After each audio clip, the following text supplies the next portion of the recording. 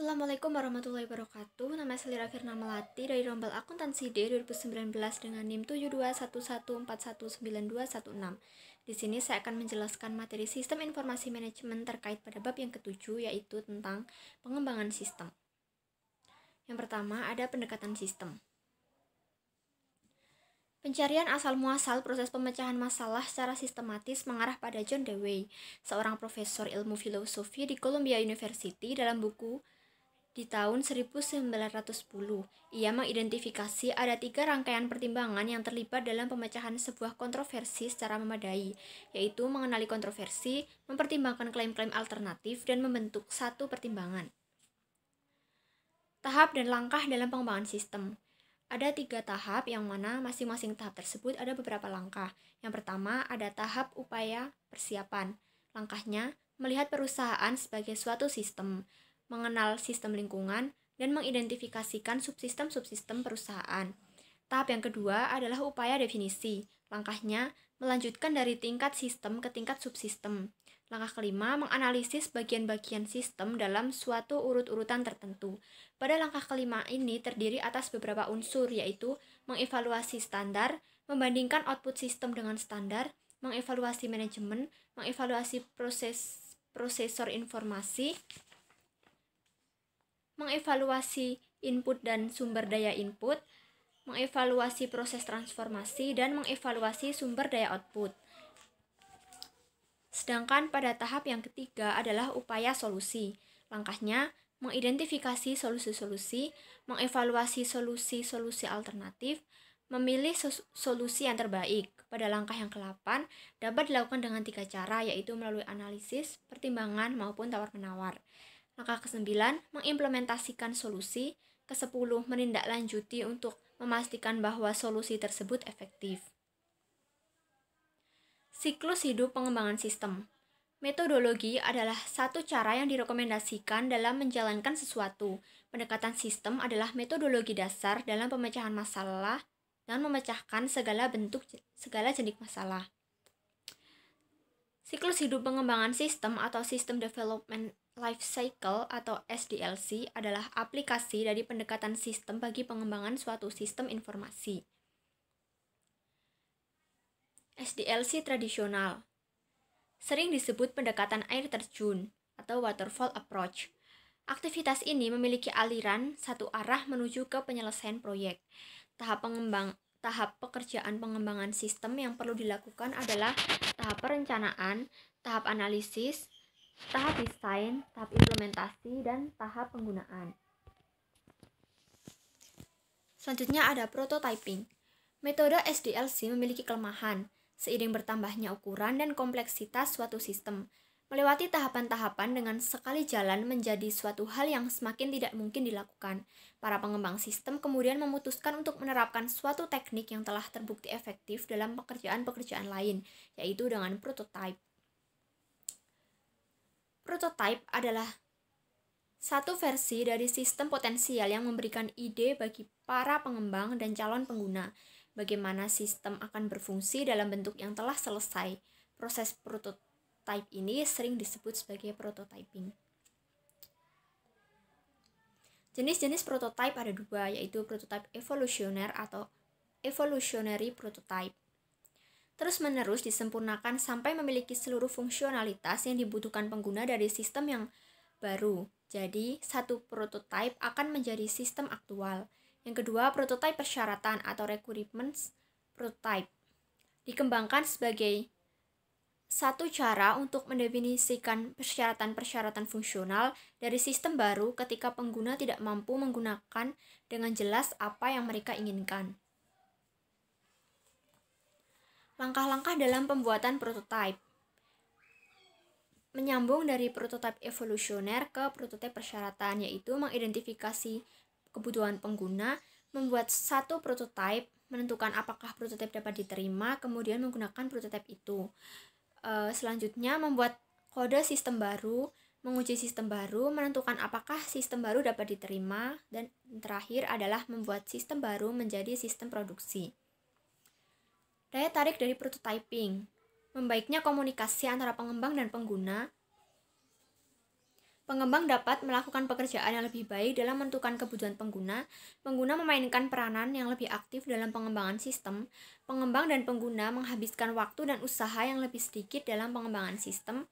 Dan implementasi menjadi jauh lebih mudah karena pengguna tahu apa yang diharapkannya.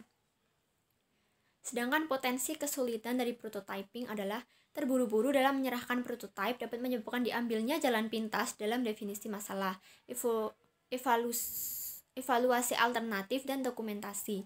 Pengguna dapat terlalu gembira dengan prototipe yang diberikan yang mengarah pada ekspektasi yang tidak realistis sehubungan dengan sistem produksi nantinya.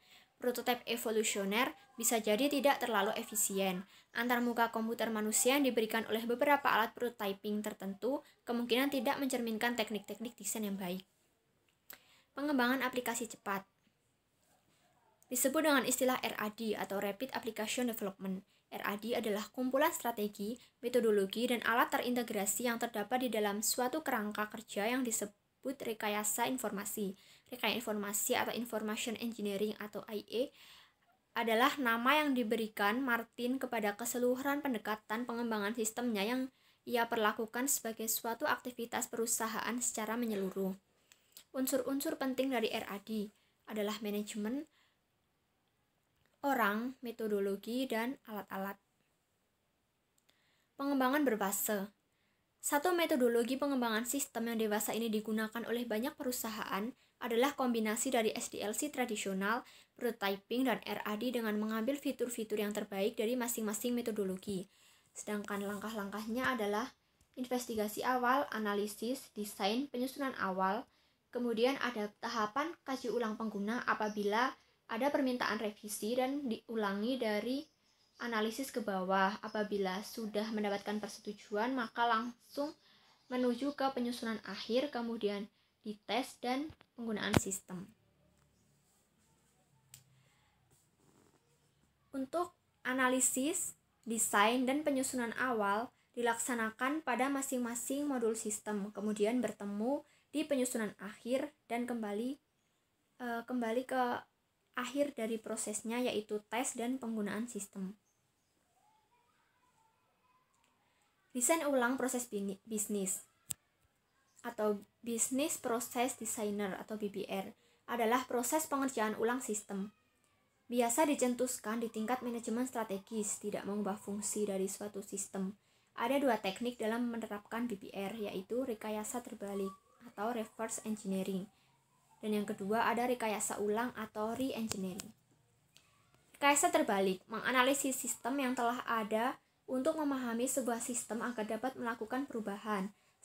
Sedangkan rekayasa ulang adalah merancang ulang sebuah sistem seluruhnya dengan tujuan mengubah fungsinya.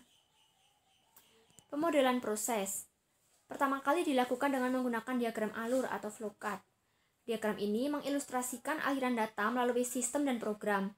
International Organization for Standardization atau ISO menciptakan standar untuk bentuk-bentuk simbol flowchart, memastikan penggunaannya di seluruh dunia.